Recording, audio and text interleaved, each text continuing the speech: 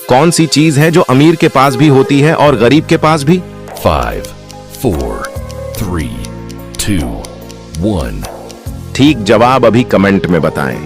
क्या स्क्रीन के नीचे शेयर की बटन है तो उस पर क्लिक करें, फिर दाएं तरफ करें और मोर के बटन पर क्लिक करें। कि आपके मोबाइल में कोई सर्ख रंग का एप्लीकेशन है तो उसे फौरन डिलीट करें और अभी पहले सवाल का सही जवाब कमेंट करें। तो ठीक जवाब है 10 का नोट। अगर आपने पहले सवाल का जवाब ठीक दिया है तो अभी स्क्रीन पर डबल टिप जरूर करें। अगला सवाल, वो कौन सी चीज है जो तोड़ने के बगैर इस्तेमाल नहीं होती?